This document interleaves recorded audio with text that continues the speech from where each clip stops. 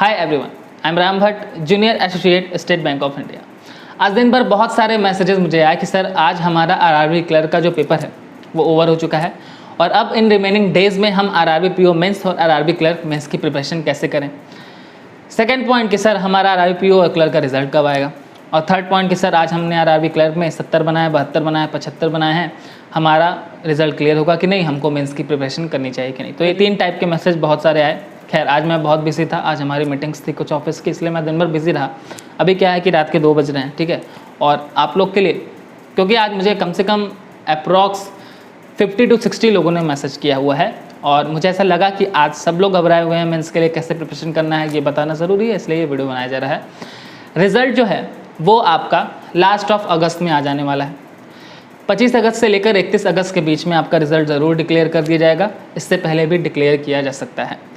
Result आने के बाद अप्रॉक्स 25 सितंबर के आसपास या 20 सितंबर के आसपास कहीं ना कहीं आपका मेंस का एग्जामिनेशन डिक्लेयर किया जाएगा। टेंटेटिव डेट रहेगी आपके मेंस एग्जामिनेशन की। क्लर्क की मैं बात करूं तो मिड ऑफ सितंबर में आपका क्लर्क का भी प्रीलिम्स का रिजल्ट आ जाएगा, देन उसके बाद हमारा मेंस का डेट आएगा। तो आपका एक आंसर मिल गया कि रिजल्ट आपका लास्ट ऑफ अगस्त में आ जाएगा आरआरबी पीओ का। अब हम सेकंड पॉइंट पर डिस्कस करेंगे कि सर हमको मेंस की तैयारी करनी है इन रिमेनिंग डेज में, तो कितने दिन बचते हैं। मिनिमम मैं बता रहा हूँ 30 से 35 दिन तो बचेंगे अभी से। अगर अभी से आप मेंस की प्रिपरेशन स्टार्ट करते हैं तो मिनिमम 30 दिन है। अब इन 30 डेज़ में आपको कैसे प्रिपरेशन करनी है ध्यान से समझिएगा, बहुत इंपॉर्टेंट पॉइंट पर हम डिस्कस करेंगे। सबसे पहले हम सिलेबस जान लेते हैं कि मेंस का सिलेबस क्या है। 40 क्वेश्चन आएंगे 50 नंबर मैथमेटिक्स में, रीजनिंग में भी 40 क्वेश्चन 50 नंबर के आएंगे, जीए में 40 क्वेश्चन 40 नंबर के आएंगे, इंग्लिश और हिंदी में एक लैंग्वेज आपको प्रेफर करना होगा, 40 क्वेश्चन 40 नंबर के आएंगे, और देन आपका लास्ट में कंप्यूटर आएगा, 40 क्वेश्चन 20 नंबर के हैं। कुल 200 क्वेश्चन 200 नंबर्स के रहेंगे और आपको ओवरऑल कंपोजिट टाइम 2 आवर्स का दिया जाएगा। आप किसी भी सेक्शन को पहले अटेम्प्ट कर सकते हैं या किसी भी सेक्शन को बाद में अटेम्प्ट कर सकते हैं, ये आपके ऊपर पूरा डिपेंड करता है। अब हम ये समझने की कोशिश करेंगे कि हमको प्रैक्टिस कहाँ से करनी है और प्रिपरेशन कैसे करनी है। सबसे पहले अगर मैं रीजनिंग सेक्शन की बात करूँ, अगर आपने प्रीलिम्स क्लियर किया है तो ये मान के चल रहा हूँ मैं कि रीजनिंग पर पकड़ आपकी अच्छी है और मैथमेटिक्स पर भी पकड़ आपकी अच्छी है, आप अच्छी तरीके से प्रैक्टिस कर चुके हैं। मगर अब आपको यहाँ पर एडिशनल क्या करना है, एडिशनल ये करना है कि अभी तक आप प्रीलिम्स लेवल के पजल्स को सॉल्व कर रहे होंगे, प्रीलिम्स लेवल के डाटा सफिशिएंसी सॉल्व कर ले होंगे, प्रीलिम्स लेवल के क्वेश्चन सॉल्व कर ले होंगे। अभी आपको मेंस लेवल का क्वेश्चन सॉल्व करना है, मेंस लेवल के पजल को सॉल्व करना है। मेंस लेवल का पजल जो होता है वो या तो बहुत ज़्यादा लेंथी होता है या तो बहुत ज़्यादा छोटा होता है, या तो उसमें बहुत सारे वेरिएबल्स होते हैं या तो बिल्कुल वेरिएबल नहीं होते हैं, क्योंकि वो टेक्निकल होते हैं, थोड़े ट्रिकी होते हैं और लेंथी होते हैं। तो या तो बहुत बड़ा पजल बनाया जाता है या तो बहुत छोटा बनाया जाता है जिसमें डेटा ही ना दिया गया हो। तो सवाल ये आता है कि हम प्रैक्टिस कहाँ से करेंगे। सबसे पहले आपको कोई ना कोई मॉक टेस्ट लेना चाहिए। मॉक टेस्ट ज़रूर आप कोई ना कोई लिए होंगे। आप टेक्स्ट बुक का मॉक टेस्ट ले सकते हैं, मैं लिंक डिस्क्रिप्शन में दे रहा हूँ, वहाँ से जाकर टेक्स्ट बुक का मॉक लिख सकते हैं। अदरवाइज़ आप कोई भी और प्लेटफॉर्म का मॉक टेस्ट ले सकते हैं, जो भी आपको अच्छा लगे, वो आपके ऊपर पूरा डिपेंड करता है। मॉक टेस्ट लेने के बाद इन मॉक टेस्ट में आपको सेक्शनल टेस्ट मिलेंगे, सेक्शनल सब्जेक्ट्स के, यानी रीजनिंग के आपको बहुत सारे सेक्शनल टेस्ट मिलेंगे। अगर आप टेक्स्ट बुक का मॉक टेस्ट लेते हैं 300 में है तो उसमें आपको बहुत सारे सब्जेक्ट्स के सेक्शनल टेस्ट मिलते हैं, रीजनिंग के भी बहुत सारे पजल्स के सेक्शनल टेस्ट भी मिलते हैं। तो सबसे पहले तो आपको सारे सेक्शनल टेस्ट को सॉल्व करना है। अगर आप बिल्कुल बिगनर हैं, यानी पहली बार आप प्रीलिम्स क्लियर करने वाले हैं, तो ऐसा आपको करना है। अदरवाइज अगर आप 1-2 बार प्रीलिम्स क्लियर कर चुके हैं तो आप सीधे मॉक टेस्ट देंगे 2 घंटा बैठ के, ठीक। सेक्शनल टेस्ट अगर आप देते हैं तो बहुत बारीकी से पजल को सॉल्व करेंगे, और वो जो सेक्शनल टेस्ट आप देंगे 30-40 मिनट का, वो आप पूरा 40 मिनट अपने आप को डेडिकेटेड रहेंगे उस पजल्स के लिए, उस पूरे सेक्शन के लिए। बीच में आपको कहीं भी कोई भी किसी भी तरह के डिस्टर्बेंस नहीं होनी चाहिए। अगर आपको आइडिया नहीं है कि मेंस का पजल कैसे सॉल्व होता है तो आप सबसे पहले यूट्यूब पर सर्च करेंगे। मेंस लेवल के पजल के लिए बहुत सारे टीचर्स हैं जो यूट्यूब पर फ्री ऑफ कॉस्ट में आपको पढ़ाते हैं। पहले उनसे 1-2 दिन आप ट्रिक वगैरह सीख लें थोड़े बहुत, और उसके बाद देना प्रैक्टिस करें। और कोई भी रास्ता नहीं है। जैसे बहुत सारे लोग ये पूछते हैं कि सर मेंस लेवल की प्रिपरेशन हम कैसे करें। मेंस लेवल की प्रिपरेशन करने के लिए अगर मैं रीजनिंग और मैथमेटिक्स की बात करूँ तो आपको सिर्फ और सिर्फ मॉक टेस्ट देना होता है, क्योंकि आप प्रीलिम्स लेवल तक इतना पढ़ चुके होते हो कि आपके बेसिक कॉन्सेप्ट्स क्लियर होते हैं, ठीक है। बात को समझ रहे हैं आप। अभी तक इतना पढ़ चुके होते हो कि रीजनिंग के भी बेसिक कॉन्सेप्ट्स क्लियर हो चुके होते हैं और मैथमेटिक्स के भी सारे चैप्टर्स के बेसिक कॉन्सेप्ट्स क्लियर हो चुके होते हैं। अब मेंस में सिर्फ ज़रूरत ये होती है कि आपको पूरा टाइम दिया जाता है, बट आपको नॉलेज की ज़रूरत होती है और थोड़ी स्पीड की ज़रूरत भी होती है। तो इसके लिए मैं आपको बता दे रहा हूँ कि सेक्शनल मॉक टेस्ट आपको देना है सारे सब्जेक्ट्स का, मैथमेटिक्स का और रीजनिंग का। इसके अलावा अगर मैं मैथमेटिक्स की बात करूँ तो मैथमेटिक्स में कम से कम 4 से 5 DI आती हैं मेंस लेवल की। तो आपको, अगर आपने ये पढ़ रखा है, आपको कॉन्सेप्ट समझ में आता है, तो डायरेक्ट आप सेक्शन वाइज मैथमेटिक्स के भी DI सॉल्व करेंगे। अदरवाइज़ पहले आप यूट्यूब पर सर्च करके अपने मेंस लेवल के DI पढ़ेंगे 2-4 टीचर से, 2-4 दिन, ज़्यादा दिन नहीं, क्योंकि आपने प्रीलिम्स लेवल की प्रिपरेशन कर रखी है तो आपको ज़्यादा पढ़ने की ज़रूरत नहीं है। 2-4 दिन सिर्फ इन्वेस्ट कीजिए, 2-4 दिन मेंस लेवल के DI देखिए और फिर तुरंत सॉल्व करना शुरू कर दीजिए, क्योंकि अगर आप खुद से सॉल्व करेंगे तो वो ज़्यादा आपके लिए फ़ायदेमंद होगा। 2-4 दिन मैथमेटिक्स और रीजनिंग के सेक्शनल मॉक टेस्ट देने के बाद आप पूरा 2 घंटे का मॉक टेस्ट देने बैठेंगे। और मैं आपसे ये कहना चाहूँगा कि बहुत सारे लोग मॉक टेस्ट को सबमिट कर देते हैं और उसके बाद जाके अपना आराम से उस चीज़ को सॉल्व करते हैं। मुझे एक सवाल का आप लोग जवाब दीजिए। खैर मैं ये नहीं कहूँगा कि ये ट्रिक करके आप सिलेक्शन नहीं ले सकते, बिल्कुल ले सकते हैं, सबका अलग अलग है। बट मैं आपसे एक क्वेश्चन करना चाहूँगा कि अगर आप रियल एग्ज़ाम में क्या प्रेशर होता है उसको फेस नहीं करेंगे तो आपको लगता है कि आप 2 घंटे बैठकर रियल एग्ज़ाम में अच्छा परफॉर्म कर पाएंगे? मुझे ऐसा नहीं लगता, बाकी आप लोग अपना अपना समझे। क्योंकि मैं देखता हूँ बहुत सारे लोग ये कहते हैं कि आप पहले सबमिट कर दीजिए, उसके बाद आराम से बैठ के, सो के, चाय पी के, खाना खा के, नाश्ता करके, टीवी देख के रीजनिंग का पजल सॉल्व कीजिए। मुझे ये पसंद नहीं। आप 2 घंटा बैठिए, ठीक है, 2 घंटे में आप अपना रूम लॉक कर लीजिए, मोबाइल ऑफ कर लीजिए। 2 घंटे बैठकर आप जब उसको सॉल्व करेंगे ना, तो जो पसीना आपका यहाँ से निकलेगा वो बिल्कुल ओरिजिनल रहेगा, और वो जो आपका टेंशन है वो बिल्कुल ओरिजिनल रहेगा, और आपको बहुत ही अच्छा लगेगा कि आपने 2 घंटा बैठकर मॉक टेस्ट दिया। और जब आप इस पर बार बार प्रैक्टिस करते हो तो जब आप वहाँ पर जाओगे रियल एग्ज़ाम में तो वहाँ पर प्रेशर आपके ऊपर कम रहेगा।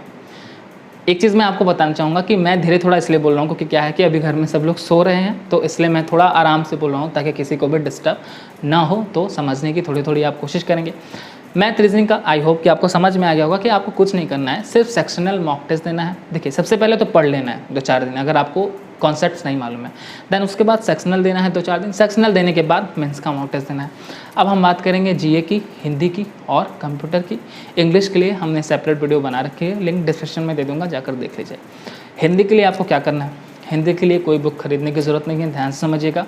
कोई भी बुक खरीदने की ज़रूरत नहीं है, ना ही लूसेंट खरीदने की ज़रूरत है, ना ही आदित्य पब्लिकेशन की बुक खरीदने की ज़रूरत है। अब सवाल आता है सर हम बुक नहीं खरीदेंगे तो हम पढ़ेंगे कैसे?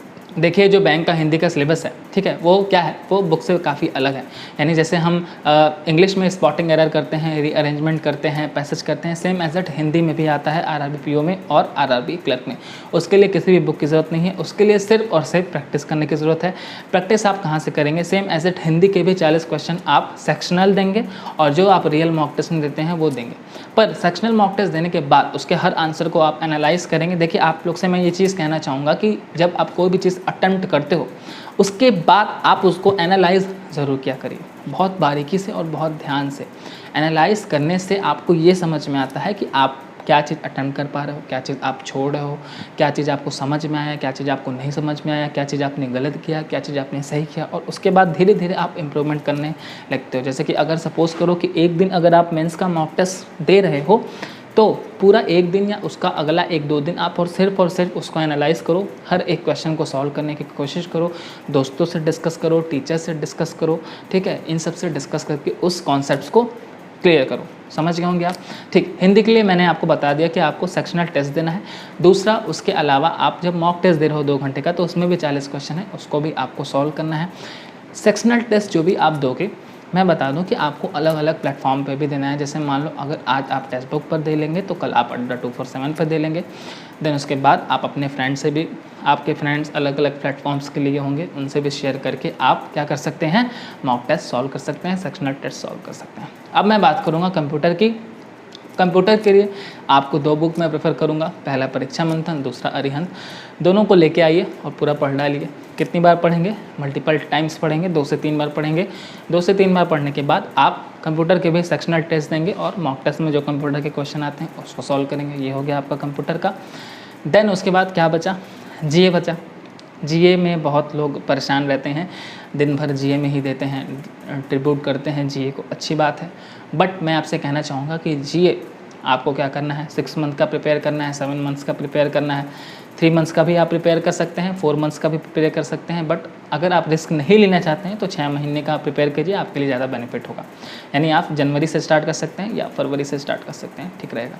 अच्छा, जीए कैसे प्रिपेयर करना है, खैर बहुत सारे वीडियो में मैंने बताया है। इसके अलावा भी मैं बता देता हूँ कि आप एक काम करिए, जाइए और मंथली PDF या तो डाउनलोड कर लीजिए, या तो डाउनलोड करने के बाद उसके PDF का प्रिंट आउट निकलवा लीजिए। प्रिंट आउट निकलवाएंगे तो थोड़ा कॉस्टली पड़ेगा, और आप मोबाइल में डाउनलोड करके पढ़ सकते हैं। मंथली PDF को अच्छे से पढ़िए, टारगेट बनाइए कि 2 दिन में मंथली PDF 1 महीने का ख़त्म हो जाए। बहुत लोग से ये सवाल खड़ा करेंगे कि सर 2 दिन में कैसे आप प्रिपेयर करते हो, हम 2 दिन में कैसे प्रिपेयर कर पाएंगे, हम नहीं पढ़ पाएंगे, हमसे नहीं हो पाएगा। अगर आपके मन में ये सवाल आते हैं तो ये नौकरी आपके लिए नहीं है, आप कोई और नौकरी देखिए, किसी और चीज़ की प्रिपरेशन कीजिए। हाँ, बट आपको 2 दिन में करना पड़ेगा। लोग कर रहे हैं, मैंने किया था, लोगों ने किया था, बाकी लोगों ने किया था, आपको भी करना पड़ेगा। सीधे और साफ बात मैं आपसे कहना चाहूँगा। तो 2 से 3 दिन में आपको मंथली PDF को एक बार पढ़ लेना है। उसके अलावा PDF से ज़्यादा जब आप PDF को पढ़ लेते हो, क्विज़ बहुत इंपॉर्टेंट होते हैं। क्विज़ एक बहुत ही इंपॉर्टेंट रोल प्ले करते हैं। बहुत सारे लोग ये चीज़ नहीं समझते हैं, सिर्फ पढ़ते जाते हैं, ठीक है, फ्रेंड्स में डिस्कस करते हैं एक दूसरे से। बट मैं ये कहना चाहूँगा आपसे कि जो क्विज़ आते हैं ऐप्स के, अलग अलग ऐप्स के क्विज़ आते हैं, उनको जो है ना सॉल्व किया करिए। उनको सॉल्व करने से आपको काफ़ी एक्सपीरियंस मिलेगा, काफ़ी अनुभव मिलेगा। और बहुत सारे ऐसे क्वेश्चन होते हैं जिनका आंसर आपको याद रहता है, बट आप भूलते हो। ऑप्शंस एलिमिनेट करके ये जो तरीका आपके अंदर आता है, ये बार बार क्विज सॉल्व करने से आता है, पढ़ने से नहीं आता है। समझ रहे होगे? जैसे मैंने आपसे कहा कि मैथ्स का 2 सेक्शनल, रीजनिंग का सेक्शनल 2, उसके बाद सारे सब्जेक्ट्स का सेक्शनल देने को बोला, और ये मैं बोल रहा हूँ क्विज लगाने को। क्यों बोल रहा हूँ, ऐसा क्यों बोल रहा हूँ? क्योंकि आप जितने ज़्यादा क्वेश्चन सॉल्व करोगे, बार बार ऑप्शंस आपके सामने आएंगे, बार बार क्वेश्चन आएंगे, तो वो आपको बहुत ज़्यादा फ़ायदे पहुँचाएंगे। तो आपको क्या करना है? पहली बात, आपको मंथली PDF पढ़ना है, किसी भी प्लेटफॉर्म को पढ़ सकते हो। उसके बाद क्विज सॉल्व करना है। इतना अगर आप करते हो तो GA में काफ़ी अच्छा परफॉर्म करोगे। सबसे पहले आपको छोटे छोटे टारगेट बनाने हैं, यानी पीछे से शुरू करना है। अभी मान लो अगस्त चल रहा है तो आप अगस्त से ही शुरू करोगे। आज अगर 14 तारीख है तो 14 तारीख से ही शुरू करोगे, क्योंकि जब से शुरुआत करोगे, जब जागो तभी सवेरा, एक कहावत आपने सुनी होगी। तो ये आप कर सकते हो, अभी से शुरू करो, पीछे से चलो। अगस्त करना, जुलाई करना, फिर उसके बाद जून करना, ऐसे करते जाना। मंथली PDF 1-1 महीने का निकालो, इकट्ठे जाके 6 महीने का मत निकाल लेना, ठीक है? इतना ज़्यादा नहीं करने की ज़रूरत है। पहले 1 महीने का निकालो, उसको पढ़ो, पढ़ने के बाद उस पर क्विज सॉल्व करो, दोबारा पढ़ो, दोबारा क्विज सॉल्व करो, तिबारा पढ़ो, तिबारा क्विज सॉल्व करो, ठीक है? तो मल्टीपल टाइम जब आप पढ़ते हो तो आपको चीज़ें बहुत बेहतरीन ढंग से याद होती हैं और बहुत ही अच्छी तरीके से आपकी प्रिपरेशन होती है, ठीक है? तो आई होप कि आपको समझ में आ गया होगा। और कोई क्वेरी होगी तो कमेंट करिएगा, क्योंकि सारे डाउट्स तो क्लियर हो चुके हैं। खैर, कोई भी अगर क्वेरी होगी मेंस से रिगार्डिंग तो कमेंट करिएगा, मैं रिप्लाई करने की पूरी कोशिश करूँगा। मिलता हूँ नेक्स्ट वीडियो में, तब तक के लिए सभी लोग सोइए। शुभ रात्रि।